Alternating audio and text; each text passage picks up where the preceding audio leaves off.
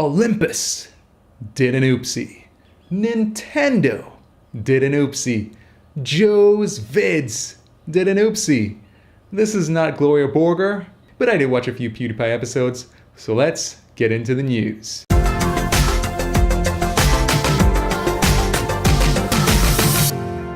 First up, Olympus announced their new flagship camera, the E-M1X, a beastly looking mirrorless camera with a built-in vertical grip reminiscent of the Canon 1DX.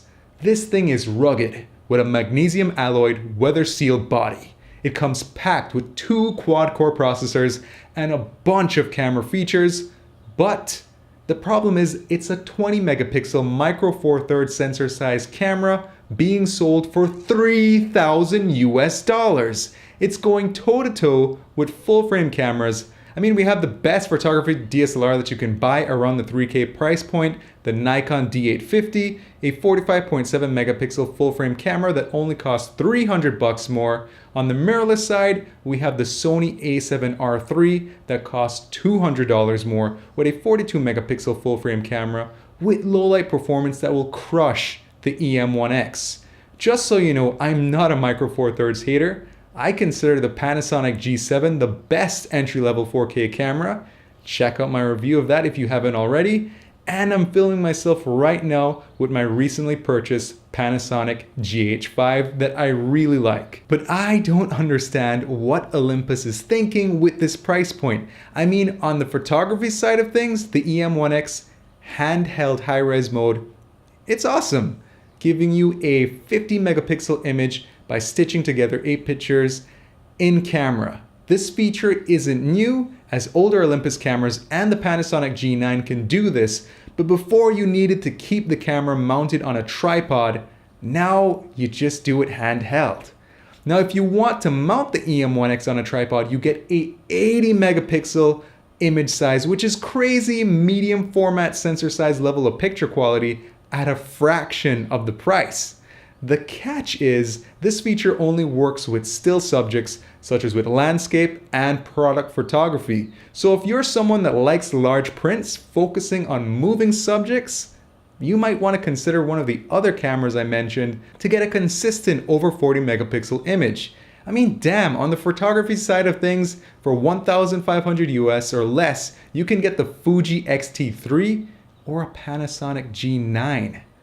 Anyways, I don't even care that much about taking pictures, but when it comes to video features, that 7.5 stops of IBIS seems amazing, and I'm sure the weight of the camera helps out with the E-M1X seeming to record like it's on a gimbal. And it's also nice that it has a log profile, but it's still stuck at an 8-bit codec. You have a 30-minute recording limit and no 4K 60 FPS.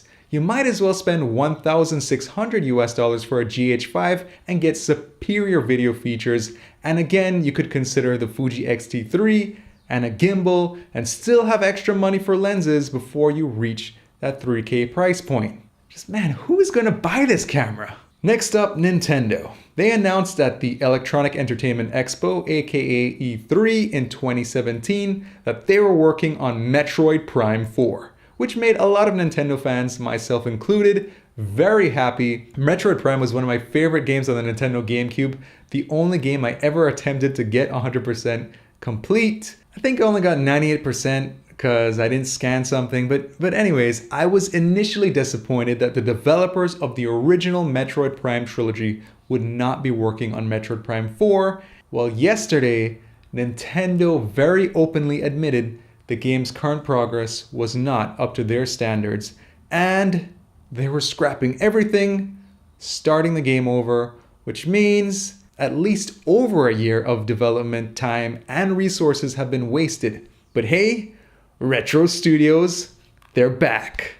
I just hope Nintendo doesn't rush them to fix this mess. Give Retro Studios enough time they need to make a sweet update to this franchise and finally prompt me to buy a Switch. Next up, I did an oopsie. I just got my GH5 and I paired it with a Sigma 16mm f1.4 to get some nice bokeh action. Only 2 weeks in of owning the camera to mess up and drop it, messing up my lens focus, which sucks. I live in Belize, so sending it back to the US for repair is an issue and a half, and it might honestly be easier for me to just buy a new one, except my budget right now doesn't allow that. So for my Sony a6400 video, I went outside to film with my 14 to 150mm lens because 45mm is too tight a shot to film in my office. Thankfully now I have a 25mm f1.7 lens that will work for now and was cheaper to purchase. So my planned videos are now back on track, so hit that subscribe button and notification button for more content to come. If you found this video informative, please give this video a like, and I'll see you guys next week. Seriously, who is going to spend $3K on that Olympus E-M1X?